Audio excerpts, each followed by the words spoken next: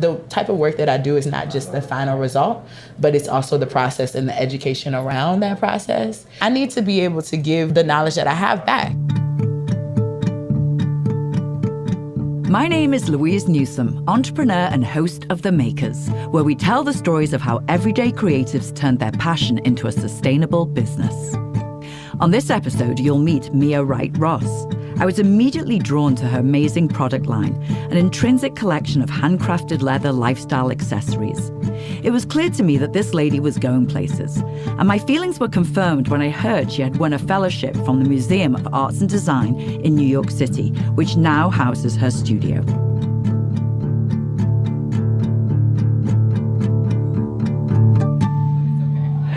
So it's nice and noisy in here today, because we're in actually the Museum of Arts and Design in Columbus Circle in New York City, and we're up in the studios. Yes, the artist studios on the 6th floor. So what we're hearing now is a bunch of kids who've come up to are they doing a project here? Yeah, so they do like weekly visits to the museum, and also the kids are able to like make art and see the exhibitions. They'll come visit us as well to get like a full feeling of what it is like to be an artist and just dabble into the art world for a little while. So you were born in Virginia? Yes, Richmond, Virginia, born and raised. Yeah. Still have my 804 phone number, still have my ID. I will be a Virginia girl to the day I die. When did you come to New York? In 2007 to go to school. So I left home to come and go to Parsons from undergrad and just stayed. Right. Just stayed? Yeah, right. I mean, it's the fashion capital, so it is the I got a job. I was like, all right, I'm not coming back. And I also knew I wasn't going to go back to Virginia.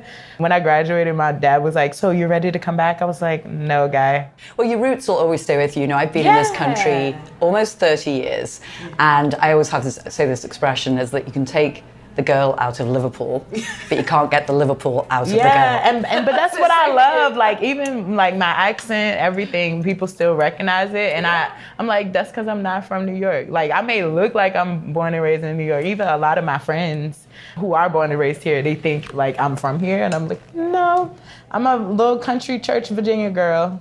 And came to the big city? Yeah, I came to the big city. How was that? Was that overwhelming? It was. I think it was more of a culture shock. Like, when I moved to New York, I was living on 13th Street. They had a dorm. Chelsea was still crazy. 14th Street was still crazy. It's a very different place now. My family's very Christian, grew up in Baptist church, so it was a lot of that cultural shift. Walking down the street and hearing so many different languages. Like, for the most part, all the people I grew up with were from Virginia. Their families were from Virginia.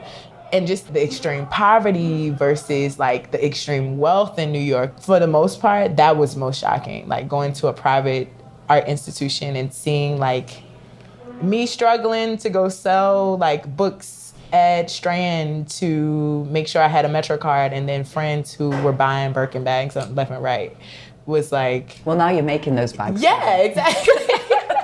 Yeah, and also just seeing like the difference of appreciation for art in the process, even in that too.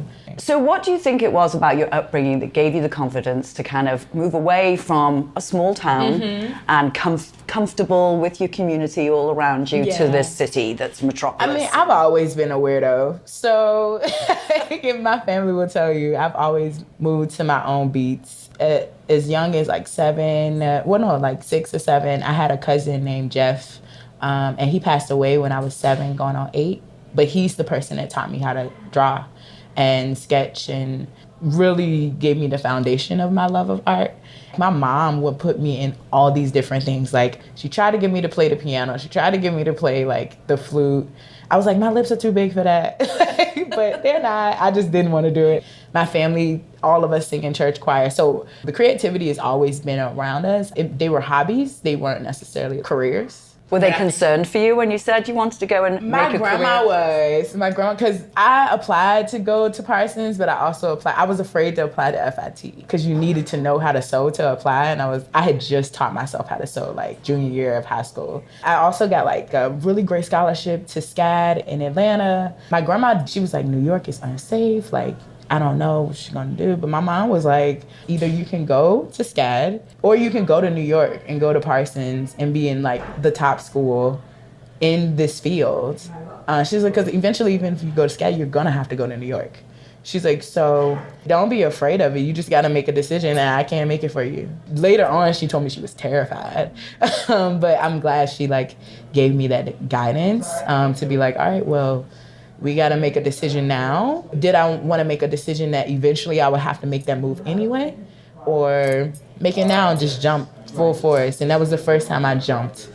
And I'm happy I did it. Yeah. Now I'm a for real New York. I've been here for 12 years now. You were awarded a fellowship here. Yeah, I was awarded in January, moved in February 4th. I basically just transported my home studio here. Now we're here, settled.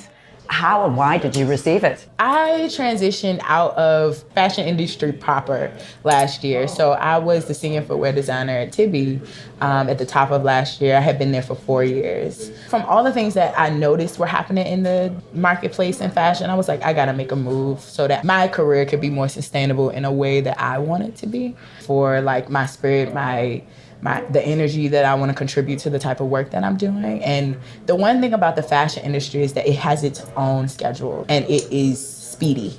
And I also noticed that this is not sustainable. It's not just not sustainable for the structure, but it wasn't sustainable for me.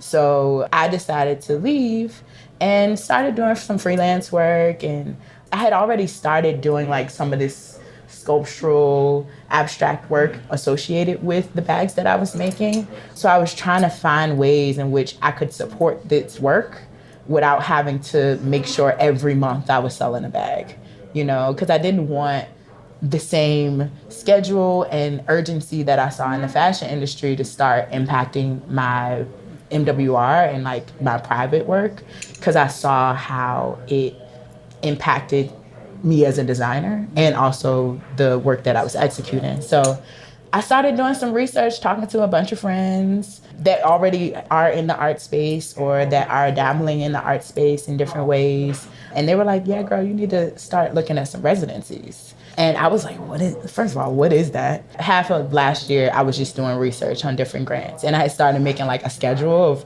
when the grants or when the residencies were taking applications. So I was like, okay, I'll just apply to different things that seem interesting to me. And I had always been in love with museum art and design. Even from going to Parsons, I always visited here, or we used to have classes in this building. So I was familiar with the organization and a lover of their collection. And I was like, okay, so you guys have a fellowship. What does fellowship mean? They were like, basically, we give you artist studio space. We give you a stipend to do the work that you already do. Like, okay. And how many people were you applying against? I would say at least a few hundred. The iteration that we're in is cycle 33. So they've been doing this 33 times.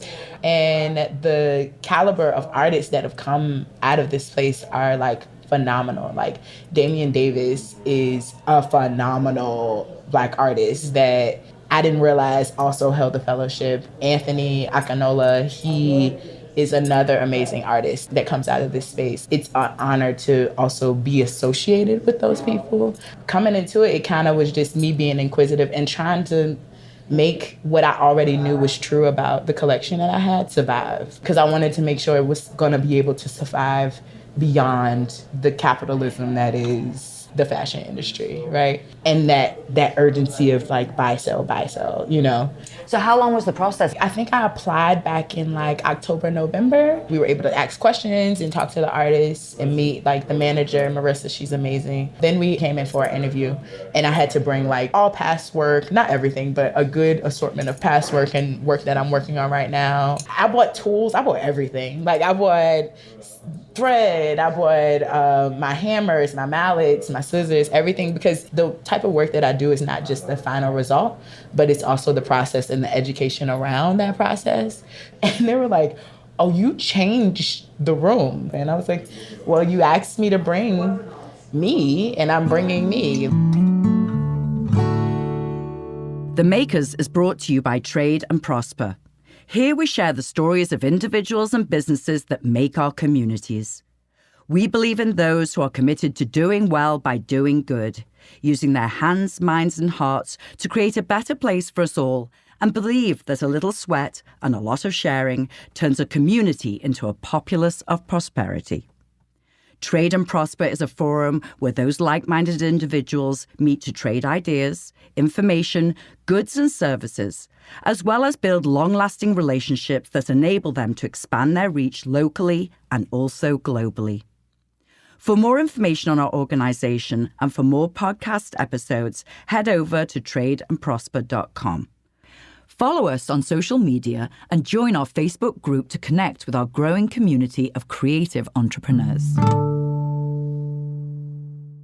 MWR collection and my work is not one note. It's not just handbags. You know, it's craftsmanship, it's education. That network comes from me wanting to strive for the education of such things, not just people buying the end product. I want the interactor, the audience, to understand that, like, oh, wait, she made this by hand. Oh, if I purchase one, we also have a relationship. Oh, if something happens, we can repair. That's not just giving you a bag, that's also teaching you about the tools and the process. So in having that conversation during the interview, they were like, okay, I've learned something today. I was like, yeah, that's good. That's what I want. When people are purchasing, they want to be walking around with your bag feeling like they're walking around with you. Yeah, exactly. And that's extremely important. I feel like a lot of the space that I was in fashion, because everything was going so fast, there was no time for that. So then as we're selling, the customer's so uneducated, like, so they're only buying for trend instead of for long-lasting items or just having knowledge, right? Yes. To be able to make more intelligent purchases, yes. Or to have a relationship with what they are purchasing, right? Like the products, even in the fashion industry, they're still being made by a human that works in a factory. You should still know what that process is. You should still be aware of what that means. Problem right? is, if people find that out, they might not buy the bag anymore. Yeah, that's the exactly, because of the way in which the fashion industry works. I'm just carving out my little world, and I'm really happy to be at MAD where they've allowed me to. You have a year in here? No, it's only 6 months. Oh, 6 months. Yeah, so I'm here till August. So what's your goals then in that 6 months? Really, my focus is more to grow the audience. The great thing about being in this space is that there are so many people that walk into this museum that would have never known who I was at all. But it's nice to also be able to gain some insight in ways that I wasn't able to before. Like we were talking about the school groups, the kids are so great at dissecting at the most minimal level of design. Like I'm in here overthinking. It's nice to have like a school group that may come in and be like, what's that? Or why are you using that? And I'm like, actually, I don't know. You know? Or they might even say, why don't you do that? Yeah, exactly. So it's nice to have a dialogue with people who aren't like saturated in it right, in the way. Yeah. Right. So that I can like really get to the grit of why I'm doing what I'm doing. So that is really one of the focuses, as well as to educate them on the importance of craftsmanship and craftspersonship. What I appreciate about this space is that, yes, it's 6 months, but I'm able to do research about what I've been doing and also what I want to do in the future. My intent is to reflect on my own personal experiences. So a lot of family narratives are coming up. And then also dissecting the bags and like making everything minimal again. Because it has a minimal essence, but the philosophy I want to kind of bridge out, which is why I'm doing like tapestries and leather sculptures and really going back to like, why is the stitch this thickness? Why is the whip stitch always in leather? And like zooming in to kind of even more so show you the DNA of the brand. Now, I mean, when you were at Parsons, you were a runner-up for their esteemed Parsons Design of the Year award. Yeah. So obviously your talents were recognized early, really early. Yeah, it was crazy. They called me God Girl. It was weird. Really? Yeah, my thesis focus, it was crazy. I was making it, had no idea why I was making it, and maybe the few days before, my best friend will tell you, I was like breaking down in my bedroom. And I was like, I don't know what I'm doing. And it just felt like everything I used to create it was just a gift back to God. It was just a form of worship. And that's kind of, that is what I'm doing now. I always say that my sewing machine is my altar. Even with my thesis collection, it was an example of me doing the therapy work that I needed to do to appreciate that my cousin Jeff was the first person that taught me how to sketch, appreciate that my mom bought me my first sewing machine. Coming out of school, I mean, it's always the most challenging time, coming out of any school, and especially art school. Yeah. But did you find that you were able to get employment pretty quickly? I think more of my help came from the amazing professors I had. So I specifically had he's still my mentor to this day, Howard Davis, was my first and only shoe construction teacher. I used to go in between classes and work on the leather machine because he was the only person that had the leather sewing machines. So I would go in his room and like make bags, make everything. He's one of the people that made me fall in love with leather. Right. And one day I was in there just working like, I just want to finish my shoe. Sorry. He just let me come in and he was having a meeting with a woman that was the head of HR at Calvin Klein. I walk in, not paying attention to him or her because I was focused on getting my stuff done. And he was like, this is one of my best students. Her name's Mia. You should like make sure you follow her.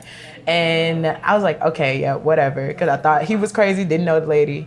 But then she apparently listened to him and followed me, because with the nomination, we were able to show at Bergdorf Goodman. We were at Saks Fifth Avenue. Our clothes were in Saks Fifth Avenue. And then we were able to have a runway show. So she came to all of that stuff and like saw my final collection. She then like reached out to me. She was like, don't know if you know, but I've been following you a little bit. Did you know? Yeah, no, I had no idea. I mean, this wasn't like during Instagram. Instagram was new. Like Facebook was there, but nobody was following people like that. Yeah. Calvin Klein had always been my number one. Like when I was young, I was like, I'm gonna work for Calvin Klein. And it was my first internship. So, and then became my first job. So you had your mind on it. Yeah, clearly by the time I was, this was fresh, a year out of college. I was working at 22, yeah.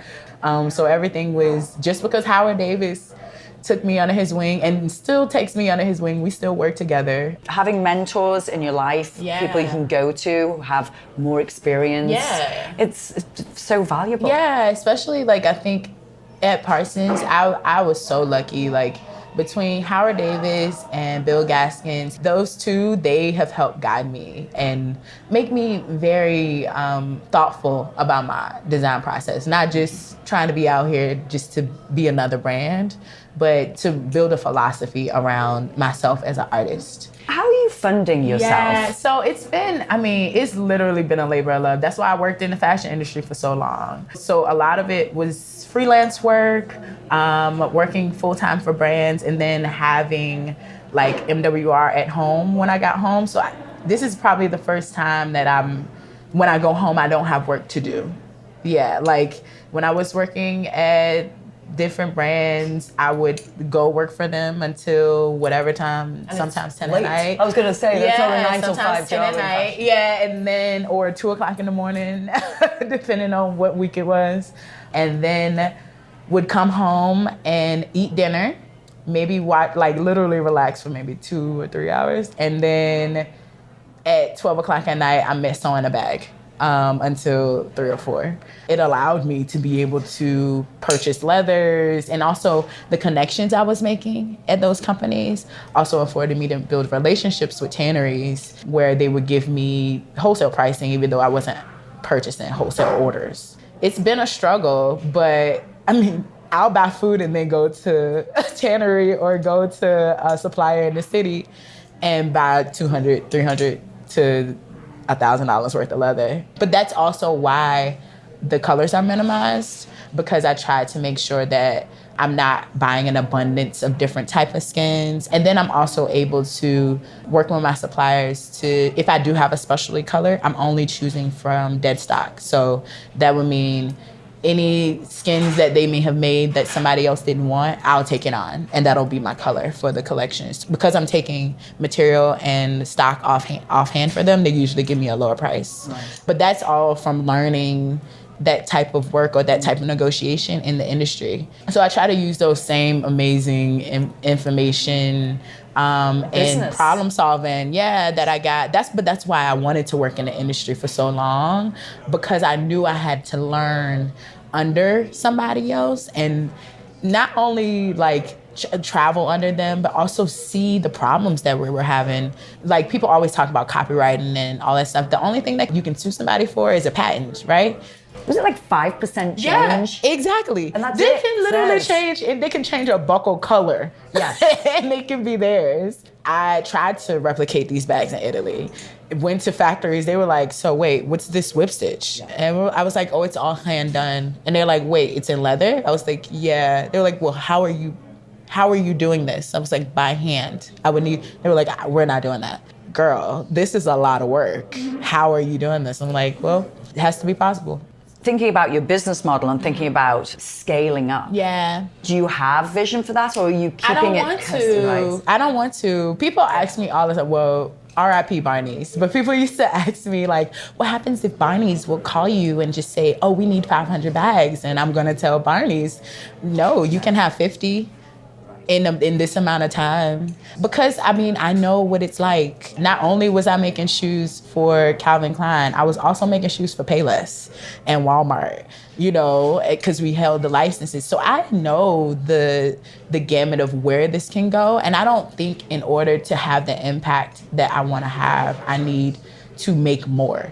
I don't need everybody to have it. I do need patrons to have it that appreciate it. Like, it don't need to be on everybody. That's also why I'm not depending on only the bags, right? So now education is a pivotal part of the business structure.